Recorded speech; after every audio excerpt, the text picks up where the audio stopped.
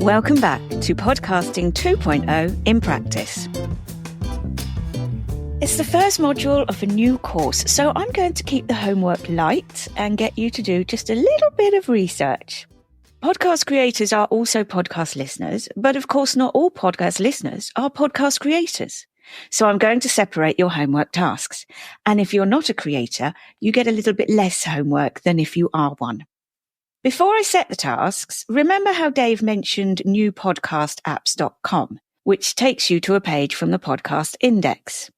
There's also another site, podcasting2.org. These are the websites you're going to go to help with the homework. Both sites list podcast apps and hosting companies along with the details of the 2.0 features they support. Right now, you probably don't know which features you want or need, which is fine. We're not asking you to choose a definitive app or host, simply to mooch around and see what's on offer.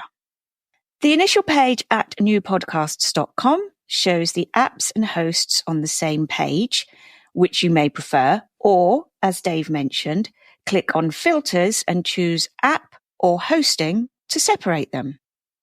Podcasting2.org has separate web pages for the apps and the hosting companies.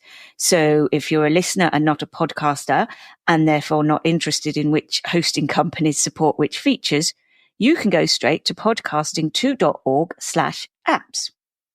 To see just the hosting companies, go to podcasting2.org/publishing-tools. I will be including links in the show notes. On both sites, the apps and hosting companies are listed in order of the number of 2.0 features they support. So those that support the most features will be top of the list.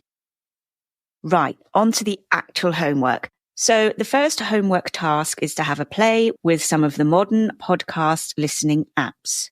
Choose any of the apps listed on the aforementioned website and add them to your phone. For now, you might want to explore the overall feel of the app, the user interface, the search experience, maybe the ability to make playlists or build queues. However you use your current listening app, see if you can find the same or a similar experience with a different app.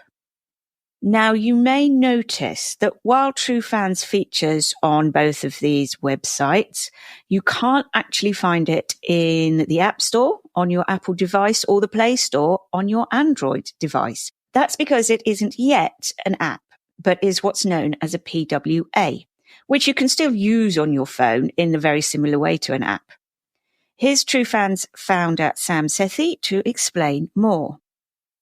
PWA stands for Progressive Web App. All that means is that TrueFans is not in the Apple Store or Google Store yet. We are a web browser only application. And the reason why we're a web browser application, it means that we are cross-platform. So whether you're on Android or you're on iOS, doesn't matter.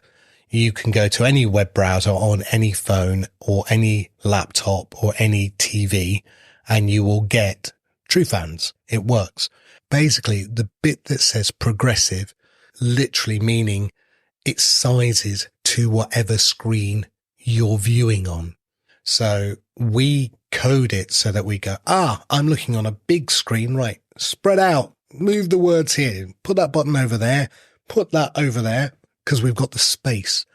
Oh, now we read that you're on a mobile phone, right? Bring everything down to a small mobile phone viewing capability, and we redesign the UI to fit on that screen. So progressive web app simply means you can run it in any web browser, and depending on what size of screen you're using, we will make it fit to maximize that screen capability. Got it. Brilliant. Thank you very much. You're welcome. To get the TrueFans PWA to look and work like an app on your phone, go to truefans.fm.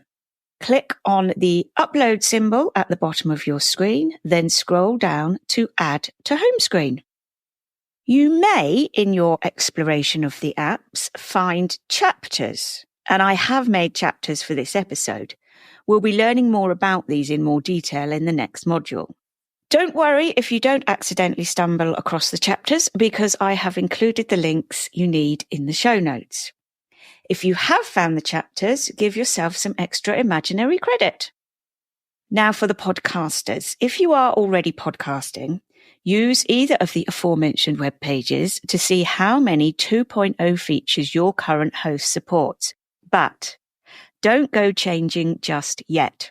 Continue with this series, and if you find your host is lacking and you want to be able to do more with your show than your hosting company allows, you can get in touch with them to suggest they look into adding these features, or visit the same webpage again to look at which host might be a better fit for you. And the final piece of homework for podcasters is to submit your show to the podcast index.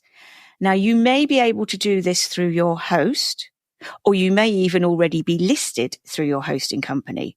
To check or add, here are some examples. On Buzzsprout, click on Directories, find Podcast Index, and if you're not already listed, click on Get Listed.